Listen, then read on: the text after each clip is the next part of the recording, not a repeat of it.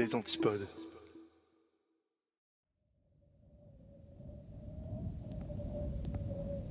Avant d'aller dormir. Des histoires horrifiques racontées par Yop et Indigo.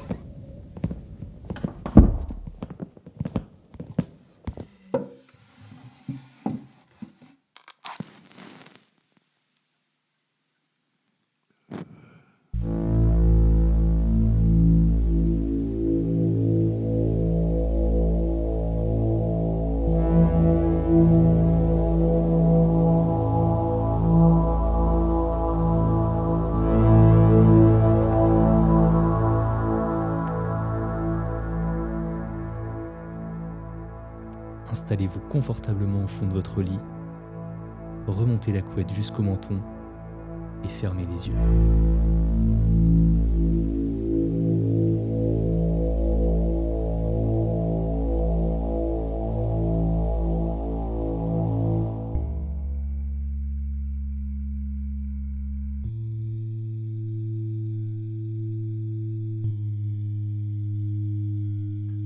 On estime qu'environ la moitié de tous les films réalisés avant 1950 ont disparu à jamais. Dès que j'ai pris connaissance de cette statistique, elle n'a jamais quitté mon esprit. Tant d'heures de travail, tant de vision artistique, perdues dans le temps. En tant que mortels, nous vieillissons et mourrons, c'est notre sort dans la vie. Mais nous espérons toujours laisser derrière nous quelque chose de nous-mêmes lorsque nous mourrons enfin. Savoir que son travail peut simplement disparaître m'est de la plus grande horreur. Cela nous prive de notre seule chance d'avoir une sorte d'immortalité. La situation s'aggrave lorsque vous regardez des films muets, dont il ne reste actuellement qu'environ 25%. Jusqu'à très récemment, j'avais supposé que La tragédie de la déesse mutilée était l'un de ces films perdus. La tragédie de la déesse mutilée est un film d'horreur de 1937, réalisé longtemps après que les images muettes aient été reléguées à l'histoire ancienne. Gardez à l'esprit que cela fait plus d'une décennie que Nosferatu et le cabinet du docteur Caligari ont fait leur début, et les longues ombres projetées par Dracula, la momie et Frankenstein ont fermement cimenté le fait que les films parlants étaient l'avenir de l'horreur. Cependant, le réalisateur de la tragédie, Carl Faulkner, était fermement convaincu que le cinéma muet avait encore sa place dans le monde. Faulkner était un homosexuel ouvert, un travesti et un communiste. Un homme tristement célèbre pour avoir bafoué les normes sociétales. Certains de ses premiers films ont survécu, entièrement ou partiellement. Les films qui ont résisté à l'épreuve du temps étaient principalement de simples drames ou comédies, plus intéressants pour leur réalisateur que le contenu lui-même. Les travaux antérieurs de Faulkner, les plus mémorables, sont ceux mettant en vedette son amant de l'époque, Dietrich Bauer. Faulkner était un gentleman plutôt petit et efféminé, avec un visage doux et des cheveux bruns en désordre. En revanche, Bauer était un géant imposant, un homme d'1m80 de haut avec une mâchoire forte et une touffe de cheveux blonds clairs. Dans une poignée de livres relatifs au film allemand de l'entre-deux-guerres, on trouve une photo de Faulkner et Bauer côte à côte, tous deux souriant à la caméra. Ils ont connu une carrière modestement réussie du milieu des années 20 jusqu'au début des années 30, mais les temps ont vite changé. À l'époque de la République de Weimar, les excentricités de Faulkner étaient considérées comme intéressantes et exotiques, mais lorsque la poigne de fer du fascisme a commencé à resserrer son emprise sur l'opinion publique, un tel comportement était de plus en plus considéré comme des signes de dégénérescence. Faulkner s'enfuit pour l'Amérique en 1933 après l'élection d'Adolf Hitler au poste de chancelier d'Allemagne. La rumeur veut que Faulkner ait supplié son amant de partir avec lui, mais que Bauer a refusé, choisissant plutôt de changer de nom et de poursuivre sa carrière d'acteur. Apparemment, les crédits d'acteurs finaux de Bauer étaient dans une poignée de films de propagande nazie sous un pseudonyme, bien que les détails exacts soient inconnus. Le visage à la mâchoire forte et aux yeux bleus de Dietrich Bauer est si stéréotypé de l'idéal nazi qu'il est difficile de le distinguer des autres acteurs dans de tels films. Quoi qu'il en soit, lorsque Carl Faulkner est arrivé aux États-Unis en 1933, il est devenu un étranger indésirable dans un pays hostile. La Grande Dépression battait son plein, et par conséquent, le travail était plutôt difficile à trouver pour l'expatrié allemand. Pendant 4 ans, Faulkner a vécu frugalement, sa silhouette élancée devenant squelettique en apparence, et ses cheveux bruns devenant gris à cause du stress. Enfin, au printemps 1937, Faulkner avait économisé suffisamment d'argent pour commencer à travailler sur ce qui devait être l'œuvre de sa vie. Des années de travail éreintant, vivant de déchets, la dépense de toutes ses économies et, soi-disant, son implication dans le crime organisé ont abouti à la création de la tragédie de la déesse mutilée. Bien que les films muets aient été longtemps considérés comme obsolètes depuis l'émergence du cinéma parlant, Faulkner a insisté pour que le film ne comporte ni dialogue, ni effets sonores, seulement une partition musicale jouée par un orchestre en direct. La production a été entièrement écrite, produite et réalisée par Faulkner, chaque détail étant minutieusement arrangé pour correspondre parfaitement à sa vision. Le tournage n'a duré que quelques semaines et seulement un mois plus tard, le film était prêt pour sa première projection devant un groupe de représentants de divers distributeurs de films. Il n'y a pas eu d'autres projections. Chaque membre du public est sorti du théâtre avec dégoût avant même que le film n'atteigne la moitié du temps prévu. Marcus Finnegan, un représentant de United Artists, a décrit la tragédie comme « la chose la plus horrible que j'ai jamais vue. Je n'ai aucune idée de comment cet idiot pensait qu'il passerait le code Eyes. Bon Dieu, je n'oserais pas m'y risquer, même pour $1 million. » Peu de temps après, Carl Faulkner a disparu sans laisser de traces, avec le seul exemplaire de la tragédie de la déesse mutilée. L'opinion populaire est que Faulkner avait accumulé une dette importante auprès de la mafia et qu'il a été discrètement assassiné après que son film n'ait pas généré de profit.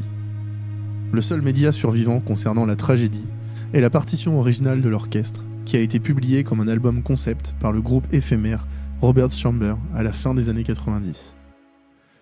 À présent, laissez-moi vous raconter comment j'en suis venu à voir le chef-d'œuvre soi-disant perdu de Faulkner. Je m'appelle Frank. Je travaille dans une salle de cinéma indépendante du sud de la Californie, le Ciné Palace. Il n'a rien de spécial, juste un seul écran, avec assez d'espace pour accueillir peut-être 100 personnes au maximum. Mais c'est suffisant pour faire un maigre profit sur les ventes de pop-corn et les projections de minuit de classiques cultes. Le propriétaire du Ciné Palace est un homme d'âge moyen nommé Alan. Il a acheté le cinéma au début des années 2000, après que les anciens propriétaires aient pris leur retraite. Je suis son seul employé. Alan s'occupe de la billetterie, des finances et des ventes de pop-corn, me laissant m'occuper de la cabine de projection. Comme je l'ai dit, la plupart des films que nous montrons sont loin d'être des blockbusters. Le Rocky Horror Picture Show, Plan 9 from Outer Space et Pink Flamingos ont honoré l'écran du Ciné Palace à plusieurs reprises. Mis à part les films de minuit, pendant la journée, nous montrons souvent de vieux westerns et des drames pour attirer un public plus âgé. Comme vous l'avez probablement déjà deviné, le Ciné Palace est pour le moins assez ancien. Les planchers grincent, la peinture s'écaille, et vous pouvez obtenir une réduction sur le popcorn si vous montrez la preuve qu'un cafard écrasé s'y trouve. Alan a déjà lancé des idées de rénovation, mais nous savons tous les deux que ce n'est qu'une chimère. Il y a environ une semaine, un tremblement de terre a frappé notre petite ville. Ce n'est pas vraiment un événement rare en Californie, mais cela a réussi à ajouter un air d'excitation à notre projection d'Eldorado. Une fois que la poussière littérale est retombée et que les spectateurs aient quitté le cinéma, Alan m'a pris à part et a souligné une fissure inconfortablement évidente dans la cloison sèche, peut-être 15 cm de largeur au plus grand. Mon Dieu, regarde ça! Tu vois la merde à laquelle je dois faire face?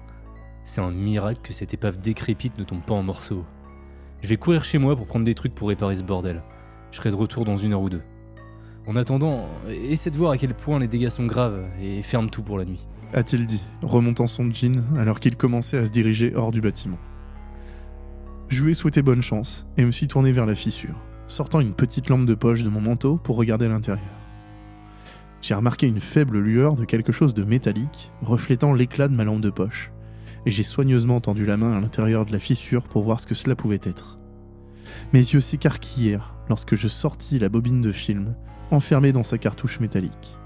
J'ai soufflé près d'1 siècle de poussière sur l'objet, révélant une étiquette écrite grossièrement au feutre. La tragédie de la déesse mutilée, partie 1.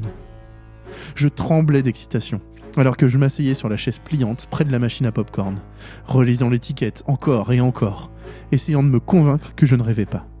Ce film a été une fascination pour moi depuis que j'ai découvert son existence pour la première fois, alors que j'étudiais pour un diplôme en cinéma.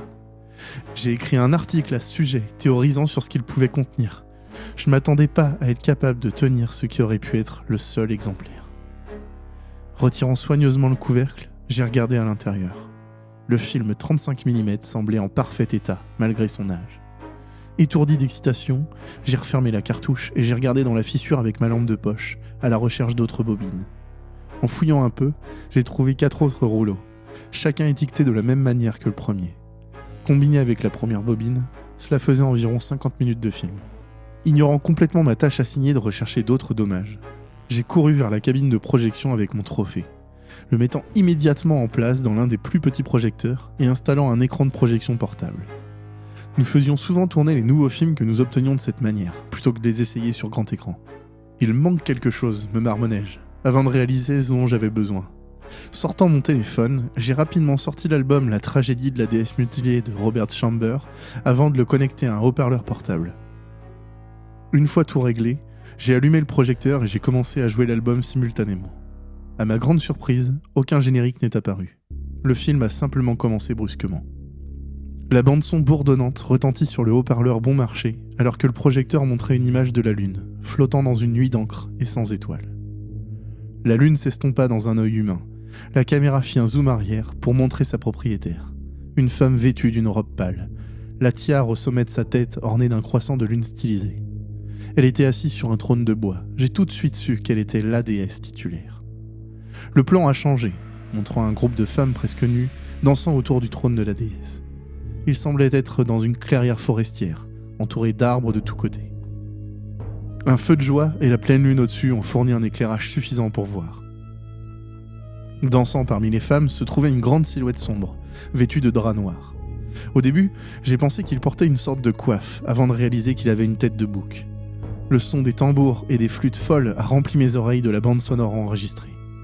Après de nombreux clichés de l'homme à tête de chèvre et des fêtards, un autre groupe de femmes à peine vêtues apporta un jeune homme, enveloppé dans des cordes primitives et bâillonné avec du tissu.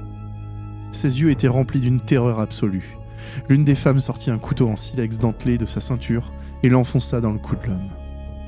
Alors que la déesse regardait, sans émotion, des dizaines d'autres danseuses sortirent, toutes des armes similaires, et descendirent sur le jeune homme, plongeant sans pitié dans sa chair exposée. Du sang jaillit de ses blessures, couvrant tout ce qui se trouvait à proximité d'une pluie de sang. Les flûtes et les tambours ont augmenté dans leur intensité frénétique. Un homme est apparu à l'écran, vêtu de vêtements de chasseur, recroquevillé de peur dans les buissons à proximité, les yeux écarquillés par l'horreur de tout ce qu'il avait vu. L'homme était âgé, avec des cicatrices sur le visage, comme s'il avait été attaqué par un animal sauvage dans un passé lointain. Il s'éclipsa prudemment, retournant dans la forêt. La caméra suivit l'homme, les flûtes et les tambours devenant silencieux alors qu'il s'éloignait de la clairière. La bande-son jouait occasionnellement un son doux, imitant le ululement des hiboux. Les cordes des violons étaient doucement pincées, créant un son troublant alors que le chasseur se glissait à travers les bois sombres. Pendant tout le temps où le chasseur s'enfuyait dans les bois, il y avait un air de tension, un sentiment que lui, et par extension le public, était surveillé. Il se cachait parfois derrière un arbre, essayant évidemment de ralentir sa respiration, et parfois on pouvait presque distinguer quelque chose qui se cachait dans l'ombre, seulement pour qu'il disparaisse quelques instants plus tard. Enfin, le chasseur arriva dans un village, sur quoi il se mit à frapper aux portes de chaque maison, le coup saccadé de sa main sur le bois, imité par les tambours de la bande sonore. Son visage montrait des signes clairs de parole, mais il n'y avait aucun dialogue, aucun carton n'apparaissait pour montrer ce que le chasseur disait. Alors qu'il continuait à frapper aux portes, les villageois ont commencé à se réveiller de leur sommeil et à quitter leur maison, avec des clarinettes, des trompettes, des trombones et d'autres instruments s'ajoutant à la partition pour indiquer leur agitation. Une fois qu'une foule suffisamment nombreuse s'était rassemblée, le chasseur se tenait au sommet d'une caisse au centre du village et commençait à parler à la foule rassemblée. Encore une fois, il n'y avait pas de carton pour indiquer ce qu'il disait, mais la fureur et la terreur sur son visage parlaient pour lui. La caméra a fait un panoramique sur la foule et a montré la peur et la rage croissante sur leur visage. Ils ont commencé à crier, la musique devenant plus forte et se transformant en une ferveur presque militariste. Le chasseur descendit et commença à conduire les villageois dans les bois. Alors qu'ils avançaient, les villageois ont commencé à s'armer de torches, de couteaux, de fourches et d'autres armes de fortune. La caméra les a suivis dans leur longue randonnée à travers la forêt, mais le pincement furtif et énervant des violons a disparu. Les villageois n'essayaient pas de se cacher dans l'ombre, ils cherchaient à se venger. La caméra est revenue à la clairière, où les danseuses et l'homme à tête de bouc continuaient leur cabriole autour du trône taciturne de la déesse. Le seul signe de leur victime qui restait était un tas d'os dépouillé de chair et d'organes. Les tambours discordants et les flûtes grinçantes de leur réjouissance furent interrompus par un violent fracas de cymbales, et le retentissement des trompettes, tandis que les villageois chargeaient dans la clairière, le chasseur en tête. Les fidèles étaient abattus par dizaines, chaque mort ponctuée par le fracas d'une cymbale. L'homme à tête de chèvre a tenté de fuir, mais l'une de ses cornes a été coupée avec un coup près dans le processus, du sang crachant de la blessure alors qu'il trébuchait dans les bois sombres. Le visage de la déesse passa d'une expression sévère et solennelle à une expression d'horreur, alors que ses partisans étaient tués. Elle se leva de son trône de bois, la tiare en croissant de lune scintillant à la lumière du feu de joie. Cependant, dès qu'elle s'est déplacée pour partir, elle a été attrapée par la foule, ses cris simulés par les gémissements discordants d'un violon. Les danseurs étaient tous morts ou en fuite. La foule a tourné sa colère contre la déesse. Une croix rudimentaire avait été construite avec des planches de bois et ils l'ont rapidement attachée à elle avec une corde de chanvre. Le chasseur s'approcha, brandissant une lance de fortune. Il creva les yeux de la déesse avec larmes, chaque coup ponctué par le hurlement du violon. La musique est devenue très silencieuse alors que la caméra zoomait vers le visage de la déesse, montrant clairement ses orbites ensanglantées. La lune était directement au-dessus de sa tête. Il est sorti. La bande sonore a commencé à faire exploser des sons horribles, le crissement des instruments à cordes, le hurlement des cuivres et le sifflement discordant des bois. Mais malgré la cacophonie, il n'y avait rien à l'écran. J'ai mis l'album en pause et j'ai regardé le projecteur, essayant de voir si quelque chose n'allait pas. J'ai été choqué de réaliser que j'avais déjà parcouru les 5 bobines de film, les changeant d'une manière ou d'une autre pendant que je regardais. J'étais apparemment tellement captivé par le film que je l'avais fait automatiquement, sans même m'en rendre compte. J'ai vérifié mon téléphone pour voir combien il restait de l'album. Il y avait encore 10 minutes. La bande sonore entière durait 1 heure, ce qui signifie qu'il devait me manquer une bobine. J'ai rapidement remis les bobines dans leurs cartouches et je les ai cachées parmi les autres films. Je suis redescendu en courant jusqu'à la fissure dans le mur, cherchant frénétiquement la dernière bobine. J'ai tendu la main profondément dans la fissure avec mon bras jusqu'à l'épaule, tâtonnant dans l'ombre, mais il n'y avait rien. J'étais sur le point de sortir mon bras et d'attraper une masse pour creuser l'écart quand quelque chose m'a attrapé par le poignet. J'ai poussé un cri de terreur et j'ai essayé de reculer, mais ça serrait de plus en plus fort. La porte du cinéma s'ouvrit avec le tintement de la cloche et je tombais à la renverse en sanglotant, tandis que ce qui m'avait saisi relâchait sa terrible emprise. « Oh, Franck, qu'est-ce qui se passe ? Ça va ?» demanda Alan, l'inquiétude dans la voix. J'ai essayé de me reconcentrer. Ouais, je vais bien. Désolé, il y avait une araignée. Je savais pas pourquoi j'avais menti. C'est pas comme s'il m'aurait pas cru. Alan me faisait confiance, et il m'aurait pas traité de fou si je lui avais dit ce qui se passait. Mais quelque chose en moi m'empêchait de lui dire. Je dois y aller, désolé. Je me sens pas bien. Marmonnai-je, avant même qu'Alan ne puisse répondre à ce que je disais. Ne tenant pas compte de ses protestations crachotantes, je sortis rapidement en me frottant le poignet avec ma main libre. Je n'avais pas de voiture, mais j'habitais à quelques pâtés de maison. Il était environ 3h du matin et la nuit était noire, encore plus que d'habitude. En regardant au-dessus, je ne pouvais voir aucune étoile dans le ciel, juste le croissant de lune brillant. C'était étrange. D'habitude, on pouvait avoir une belle vue sur le ciel nocturne ici. Alan ne trouvera probablement pas les bobines, me suis-je dit. Après tout, il n'a aucune raison de faire une fouille approfondie de la cabine de projection, à moins qu'il ne fasse un inventaire. J'ai arrêté de marcher un instant, analysant ce que je venais de penser. Pourquoi ne voudrais-je pas qu'Alan voie le film ? Je les avais cachés presque par instinct, comme si c'était la chose la plus naturelle du monde. Mais je voudrais sûrement pas lui cacher cette trouvaille. Est-ce que je voulais la gloire, la fortune ? Plus j'y pensais, moins je comprenais mon hésitation. Cela ressemblait presque à la possessivité d'un amant jaloux. Un mouvement a attiré mon attention, arrêtant le cours de mes pensées. Quelque chose était dans la ruelle près de moi. J'ai entendu une toux saccadée à l'intérieur. Presque comme si j'étais une marionnette sur des cordes, je me suis senti marcher vers le son. J'ai atteint l'embouchure de la ruelle et j'ai sorti ma lampe de poche, la dirigeant vers la toux. J'ai vu un homme vêtu de haillons, à peine recouvert d'une couverture bon marché. Une fois que ma lumière l'a touché, il a levé la tête, me fixant. C'était le chasseur de la tragédie de la déesse mutilée. Chaque détail de sa peau ridée aux cheveux grisonnants, même les cicatrices gravées sur son visage par une bête inconnue. J'ai laissé tomber ma lampe de poche, tellement j'étais surpris de voir l'homme. Je cherchais pendant quelques secondes avant de pointer à nouveau la lumière sur le visage de l'homme. « Hé, tu vois pas que j'essaie de dormir un peu ?» cria le SDF dans les yeux duquel je braquais ma lampe de poche. Son visage avait changé. Il était plus jeune maintenant, sans cicatrice, avec une couleur de cheveux différente. Il ne pouvait pas être le même homme que j'avais vu une seconde auparavant. Je marmonnais des excuses et lançais quelques billets d'$1 par terre à l'entrée de la ruelle. J'ai continué à marcher jusqu'à mon appartement, un peu plus vite qu'auparavant. J'ai levé les yeux vers le ciel et les étoiles étaient redevenues normales, aussi claires que possible. J'ai dormi par à coups cette nuit-là, me tournant et me retournant. Mes rêves étaient vagues, difficiles à retenir complètement, mais néanmoins dérangeants. Je me souviens d'un sentiment de terreur, la peur d'être poursuivi. J'étais dehors en pleine nuit, entouré d'arbres de tous côtés. De temps à autre, j'entendais le pincement des violons. J'ai trébuché sur une racine sous mes pieds et j'ai su que j'étais condamné. Puis, j'étais réveillé, allongé dans mon lit. Mon téléphone sonna, m'informant que j'avais reçu un SMS. J'ai regardé mes notifications, voyant un certain nombre de messages d'Alan, me demandant où j'étais. J'ai vérifié l'heure, voyant qu'il s'était passé plusieurs heures depuis que j'étais censé m'être réveillé.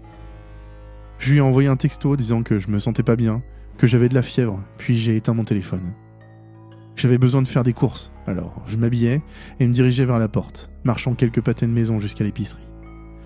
Je faisais pas vraiment attention à mon environnement. Mon esprit n'arrêtait pas de repenser aux sans-abri dans la ruelle, à mes rêves et surtout à la tragédie. Perdu dans mes pensées, j'ai simplement attrapé les articles sur ma liste et me suis dirigé vers la caisse, sans même tenir compte de l'accueil de la caissière. Alors que je cherchais mon portefeuille, j'ai levé les yeux pour m'excuser de mon inattention, après quoi j'ai été accueilli par un spectacle horrible. Le visage de la caissière était celui de la déesse, ses orbites sans yeux creusant jusqu'à mon âme. Son visage était tordu en une hideuse grimace d'agonie, et je poussai un cri de terreur, reculant rapidement. J'ai glissé et je suis tombé, atterrissant sur le dos. Levant les yeux, j'ai vu que le visage de la caissière était simplement celui d'une femme ordinaire, un peu choquée par mon emportement. J'ai marmonné des excuses, disant quelque chose à propos de perdre mon équilibre, et j'ai rapidement payé mes courses avant de partir précipitamment. Alors que je marchais dans la rue bondée vers mon appartement, j'ai remarqué que l'agitation des conversations, des voitures et des mouvements tout autour de moi ressemblait plus à l'accord d'un orchestre qu'à la clameur quotidienne d'une rue animée. Je pouvais entendre les sons des clarinettes, des violons, des trompettes et même d'un orgue, tous se mélangeant pour former quelque chose qui ressemblait presque, mais pas tout à fait, à une foule. J'ai regardé autour de moi et je n'ai pu voir aucune source pour un tel vacarme. J'ai couvert mes oreilles du mieux que j'ai pu, tout en tenant mes courses, et j'ai avancé à travers la foule. Dès que j'ai atteint mon immeuble, j'ai pratiquement couru pour la sécurité de ma maison. J'ai couvert mes oreilles du mieux que j'ai pu, tout en tenant mes courses, et j'ai avancé à travers la foule. Dès que j'ai atteint mon immeuble, j'ai pratiquement couru pour la sécurité de ma maison. Cependant, alors que je cherchais mes clés à tâtons, j'ai remarqué une enveloppe devant ma porte, fermée par un cachet de cire, portant le symbole d'un croissant de lune. Je savais au fond de moi que j'avais besoin de le lire. Posant mes sacs, j'ouvris le seau et sortis la note à l'intérieur. Le papier semblait vieux, comme les pages d'un livre bien lu. Une écriture grinçante indiquait ces mots. « Il est temps de terminer ce que vous avez commencé. Retrouvez-moi dès que vous le pourrez, Herslicht KF. » Sous le message se trouvait une adresse, située quelque part à Los Angeles, près d'Hollywood. J'ai détecté un mouvement du coin de l'œil et j'ai regardé rapidement pour voir une silhouette en robe noire tournée dans un coin. D'une manière ou d'une autre, je savais qu'il devait être le livreur du message. J'ai couru pour voir qui c'était, lui demandant d'arrêter, mais quand j'ai tourné le coin, il n'y avait personne. Plus tard dans la soirée, j'ai acheté un billet de train pour un voyage à Los Angeles. Je me suis couché tôt pour prendre le bus pour la gare et j'ai de nouveau été soumis à un sommeil agité. J'ai rêvé que je dansais autour d'un grand feu de joie, entouré d'une ancienne forêt. J'ai hurlé de rire alors que j'entourais le feu ardent, mais aucun son ne sortait de mes lèvres. À la place, mes oreilles étaient remplies du son des tambours et des flûtes. J'étais parmi des amis, d'autres qui dansaient à mes côtés, d'autres adorateurs de la déesse des bois. Soudain, j'ai ressenti une horrible douleur lancinante dans le dos, et je me suis retourné pour voir le regard vengeur d'un des villageois, son couteau enfoncé profondément entre mes côtes. Je suis tombé sur le sol, couvert d'herbe, les yeux ouverts, alors que je regardais la silhouette de ma déesse assise sur son trône de bois. Je me suis réveillé au son de l'alarme de mon téléphone, me rappelant que je devais arriver au bus à temps pour prendre mon train. Je déjeunais rapidement, avant d'enfiler quelques vêtements et de me diriger vers la porte. Le trajet en bus a été relativement court, et bientôt je me suis retrouvé dans un train de 4 heures jusqu'à la Cité des Anges. Alors que j'étais assis dans mon siège, regardant à travers le paysage, mon esprit était rempli d'innombrables questions. Suis-je fou ? Pourquoi est-ce que j'obéis aux instructions de la lettre ? Qui m'a envoyé cette lettre ? Je me détendais à peine quand nous sommes arrivés à destination. et il me fallut un moment pour sortir de ma torpeur et me diriger vers le quai. Sortant mon téléphone, j'ai ouvert l'application de navigation et tapé l'adresse indiquée sur la note.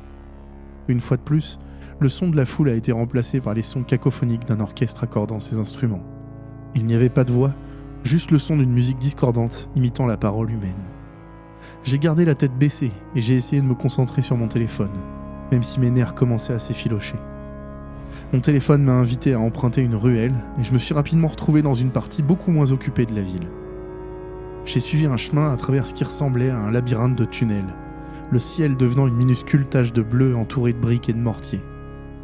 Cela a duré bien plus longtemps que prévu, un labyrinthe d'escaliers de secours, de poubelles et de portes dérobées.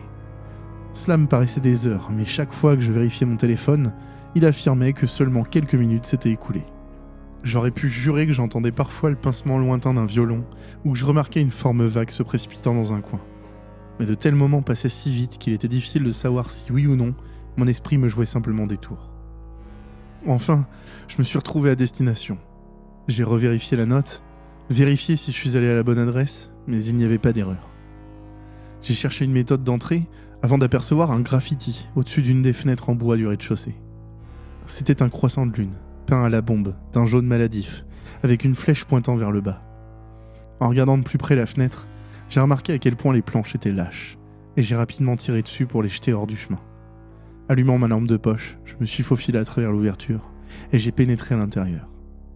L'intérieur du bâtiment était extrêmement sombre, et sentait fortement la pourriture. Je pouvais à peine entendre le son d'un piano joué du plus profond du bâtiment, et j'ai suivi le son du mieux que j'ai pu. Des graffitis couvraient les murs, les motifs habituels, croix gammées, tags, grossièreté, etc. Pourtant, alors que je continuais plus profondément dans le bâtiment, de plus en plus souvent, je commençais à remarquer le symbole peint à la bombe d'un croissant de lune. J'avais l'impression qu'il me suivait, me regardait comme si c'était un œil, l'œil de la déesse. Finalement, la musique est devenue suffisamment claire pour que je distingue que l'air était Clair de lune de Debussy. Une minute ou deux plus tard, j'atteignis la porte d'où la musique semblait émaner. Cela semblait n'être que l'entrée d'un appartement ordinaire. J'ai hésité un instant, considérant où j'étais, ce que je faisais. Peut-être qu'il serait préférable d'essayer de voir un médecin, je me suis dit. Mais ensuite, j'ai pensé à la note pliée dans la poche de mon pantalon et je me suis motivé. J'ai ouvert la porte. Malgré toutes les lois naturelles de la physique, la pièce au-delà était bien plus grande qu'elle n'aurait pu l'être d'après les dimensions extérieures. C'était une vaste salle de bal, belle mais en mauvais état. Malgré la lumière du jour dehors, les fenêtres brisées montraient une nuit noire et sans étoiles. Un croissant de lune était bas dans le ciel, semblant me sourire. Il n'y avait aucune forme d'éclairage artificiel. Pourtant, je pouvais voir assez clairement. Je n'étais pas seul dans la salle de bal. 2 personnages dansaient lentement sur la mélodie obsédante de Clair de lune, dont je pouvais maintenant dire qu'elle était émise par un phonographe antique. L'un était petit, peut-être 1m60 environ, tandis que l'autre mesurait bien plus d'1m80. La silhouette la plus courte était vêtue d'une belle robe de bal blanche, avec des cheveux gris en désordre, tandis que la grande personne avec laquelle il dansait semblait porter une sorte de costume noir. Ce n'est que lorsque j'ai remarqué le brassard rouge sur le bras gauche que j'ai réalisé ce qu'il portait. C'était l'uniforme noir charbon d'un officier SS. La chanson a pris fin, et la silhouette vêtue d'une robe de bal s'est séparée de son partenaire de danse fasciste, marchant calmement vers moi. Je haletais en réalisant qui je regardais. Mon esprit s'est remémoré la photographie de Karl Faulkner que j'avais vue dans quelques livres sur le cinéma allemand de l'entre-deux-guerres, et j'ai comparé l'image à l'homme qui se tenait maintenant devant moi. Ses cheveux étaient gris à cause du stress et de l'âge, son visage légèrement plus ridé, mais c'était définitivement Faulkner. J'ai réalisé que l'homme le plus grand en uniforme noir devait être Dietrich Bauer. « Vous avez reçu mon message, je suppose ?» demanda le réalisateur en souriant légèrement. Je n'ai pas pu répondre. Je me tenais devant un homme qui aurait dû mourir il y a des décennies. Pourtant, tel que je le voyais, il ne pouvait pas avoir plus de 50 ans. Je me suis juste assis et j'ai regardé, la bouche ouverte. « Chut, ferme ta bouche, mon enfant. Tu vas attraper des mouches. » dit Faulkner, avant de claquer ses doigts fins.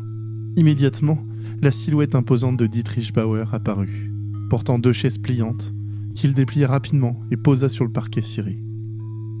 De près, je pouvais voir qu'il n'avait pas d'yeux, son uniforme taché de sang séché et de liquide vitré. L'expression sur le visage du nazi était vide, insensée. Quelle que soit la personnalité que Bauer possédait autrefois, elle avait été depuis longtemps remplacée par une obéissance robotique. Faulkner s'assit sur l'une des chaises et me fit signe de prendre l'autre. Je l'ai fait, toujours silencieux à cause du choc. « Alors, qu'avez-vous pensé de mon film ?» demanda Faulkner en croisant les mains sur ses genoux. Ses ongles peints en rouge contrastaient avec le blanc de la robe de bal. J'ai essayé de me sortir de ma confusion. « Votre film ?» La tragédie de la déesse mutilée. N'essayez pas de faire l'idiot avec moi, je sais que vous l'avez vu, vous ne seriez pas ici autrement. Je réfléchis un instant, ne sachant vraiment pas quoi répondre. Faulkner s'est assis patiemment pendant que j'organisais mes pensées. Enfin, j'ai parlé. C'était très étrange. L'utilisation de l'orchestre, non seulement comme bande sonore mais comme substitut du dialogue, l'absence de carton de titre et le symbolisme païen, ces éléments ont donné au film une qualité presque onirique, comme quelque chose d'un conte de fées peut-être. J'aurais aimé pouvoir voir la fin. Faulkner eut un sourire ironique. À part Dietrich et moi-même, personne n'a jamais vu la fin de la tragédie. Ces idiots d'hommes d'affaires ont quitté le cinéma au moment de la scène du sacrifice. Les estomacs étaient un peu moins forts à l'époque. Peut-être, pour le bien du monde, c'est une bonne chose. Je déglutis, regardant la forme vêtue de noir de Bauer derrière Faulkner. Son visage sans yeux restait entièrement inexpressif. Ne vous attendez pas à ce qu'ils disent quoi que ce soit, A déclaré Faulkner, son sourire semblant faiblir quelque peu. Ce qui reste de Dietrich est peut-être un excellent partenaire de danse. Mais en tant que causeur, il manque cruellement. Ne vous inquiétez pas, il est parfaitement inoffensif. Mes collaborateurs s'en sont assurés. Vos collaborateurs ? Il soupira, croisant les jambes et tendant la main, claquant à nouveau des doigts. Bauer sortit silencieusement une cigarette, l'alluma avec un briquet en argent et la tendit à Faulkner. Il prit une longue bouffée avant de répondre. Oui, ce sont eux qui m'ont approché, avec l'idée du film en premier lieu. Ma tête a tourné. L'impossibilité de ce qui se passait commençait à m'énerver, mais j'essayais de rester concentré. Je pensais que vous aviez eu l'idée vous-même. D'après ce que j'ai lu, vous avez travaillé presque entièrement seul, à part les acteurs. Eh bien, mes collaborateurs n'étaient pas vraiment du genre à faire beaucoup de publicité. Il se pencha plus près, sa voix s'apaisant. Ils sont venus me voir dans mes rêves. Il y avait une trace de peur et de respect simultanée dans sa voix. Qui sont-ils ? Oh, c'est une question compliquée. Très difficile à expliquer. Dites-moi, avez-vous déjà été seul ? Vraiment, entièrement seul ? Quand il n'y a même pas un insecte qui bourdonne pour vous tenir compagnie ? J'ai hoché la tête. À présent, vu que vous êtes entièrement seul et pleinement conscient de votre solitude, avez-vous déjà eu l'impression que quelque chose vous observait ? Avez-vous vérifié les coins, les plafonds, même sous le lit, juste pour atténuer cette sensation lancinante et irritante d'être observé ? Et ils sont la raison. Les poils de ma nuque se dressèrent sur ma tête, et je me sentis soudain incroyablement exposé. J'ai jeté un coup d'œil autour de la vaste salle de bal, ne voyant rien d'autre que des ombres en dehors de Faulkner et de son compagnon.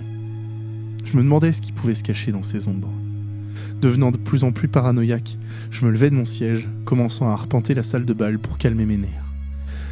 Pourquoi tout cela se passe-t-il ? C'est juste un film. Ce n'est pas réel. Juste un film ? Quand l'ombre sinistre du comte Orlok étend ses doigts griffus sur l'écran, ne tremblez-vous pas de peur ? Quand le petit clochard de Chaplin se met dans une situation absurde, ne riez-vous pas de plaisir ? Les histoires nous affectent, mon enfant. Depuis les premiers jours des proto-humains, troglodytes, recroquevillés autour d'un feu de camp, dessinant sur les murs de la grotte avec du charbon de bois. La tragédie de la déesse mutilée n'est pas différente, juste un peu plus puissante. En particulier la bobine finale. Certaines personnes peuvent le gérer, comme moi-même. Les autres... Faulkner s'estompa, son regard se tournant vers le regard vide et sans yeux de Dietrich. « Qu'est-ce que c'est que cet endroit ? Pourquoi êtes-vous ici ? Où est la dernière bobine ?» ai-je demandé au réalisateur, devenant de plus en plus conscient de l'étrangeté de ma situation, cherchant désespérément des réponses. Faulkner sourit tristement. « Cet endroit est ma maison maintenant. Mes collaborateurs m'ont emmené ici après avoir terminé le film.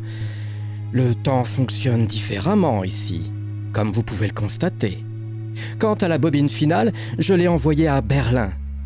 Après la désastreuse première projection, je savais que mon temps dans le monde ordinaire allait toucher à sa fin. Alors, je l'ai envoyée à la seule personne sur Terre avec qui je sentais que je pourrais passer l'éternité. J'ai été horrifié de découvrir ce que Dietrich était devenu dans les années qui ont suivi. Quand ils l'ont traîné ici dans cet horrible uniforme, les yeux arrachés et l'esprit brisé. Au loin, j'ai entendu le son d'un orchestre qui commençait à accorder ses instruments. Le sourire triste de Faulkner disparut, remplacé par l'horreur, et il se leva de sa chaise. « Écoutez-moi » a-t-il dit, comme s'il essayait de crier et de chuchoter en même temps. « C'est trop tard pour moi. Mais vous avez encore une chance. Ils veulent que vous voyiez la bobine finale, que vous la partagiez avec le monde. Je suis certain qu'ils l'ont déjà apportée chez vous. Mais vous avez le choix, vous n'êtes pas obligé de le faire. » Il m'a tendu un pistolet. Je n'ai jamais été particulièrement intéressé par les armes à feu, mais même moi, je peux reconnaître un Luger quand j'en vois un. J'ai regardé la silhouette sans yeux et silencieuse de Dietrich Bauer, remarquant l'étui vide à ses côtés. « Qu'est-ce que je suis censé faire avec ça ?» demandai-je, craintif. L'orchestre lointain devenait plus fort. « Mettez fin à votre vie, à votre guise, avant qu'il ne soit trop tard. Vous en avez assez vu jusqu'à présent pour qu'il ne vous laisse jamais seul. Les hallucinations ne feront qu'empirer jusqu'à ce que vous deveniez fou ou que vous fassiez ce qu'il demande. La mort est mieux qu'une éternité ici. » J'étais sur le point de protester lorsque Faulkner me fit taire et regarda par-dessus son épaule dans l'obscurité. Je suivis son regard, mais ne vis rien. « Cours maintenant !» cria-t-il, en se retournant et en me poussant vers la sortie. « Ils arrivent !» J'ai trébuché en arrière, me stabilisant. J'ai vu le croissant de lune au-dessus de ma tête, grossir lentement en un cercle blanc solide, comme s'il s'agissait d'un œil qui voyait tout, me regardant. Je n'ai pas eu besoin qu'on me le dise 2 fois. J'ai couru vers la sortie. L'orchestre monta en intensité jusqu'à ce que j'ai l'impression que mes tympans allaient éclater. Quand j'ai enfin franchi le seuil de la salle de bal, j'ai claqué la porte derrière moi et soudain, tout était silencieux. Je me suis assis et j'ai repris mon souffle pendant quelques instants, regardant la peinture écaillée de la vieille porte. Une partie de moi se demandait si je l'ouvrais à nouveau, retrouverais-je cette salle de bal ? Ou serait-ce juste un vieil appartement moisi ? J'ai décidé de ne pas prendre le risque et je me suis précipité dehors, cachant le pistolet dans mon sac à dos. J'ai attrapé le train juste à temps et j'ai essayé d'ignorer le regard sans yeux et ensanglanté du visage de la déesse sur le preneur de billets. J'ai fait semblant de ne pas voir le grain du film qui tachait le ciel alors que le soleil se couchait lentement, un croissant de lune brillant sur moi comme un sourire sardonique. J'ai essayé de ne pas entendre le son de l'orchestre remplacer le bavardage des occupants du train. Quand je suis finalement rentré chez moi dans mon appartement, j'ai trouvé la dernière bobine de film posée sur mon lit, ainsi qu'un projecteur déjà installé et pointé vers mon mur. Le message était clair. J'ai raconté ce récit parce que j'ai une décision à prendre. J'ai le pistolet posé sur mon bureau et la bobine de film installée dans le projecteur. D'après ce que me dit Faulkner, si je regarde les 10 dernières minutes du film, je le rejoindrai, lui et Dietrich, pour toujours dans cette salle de bal surnaturelle. Si je ne le fais pas, je serai rendu fou jusqu'à ce que je recherche le doux soulagement d'une balle dans la tête. Ni l'un ni l'autre ne sont particulièrement attrayants. Alors, je vous pose la question à tous. Qu'est-ce que je choisis ?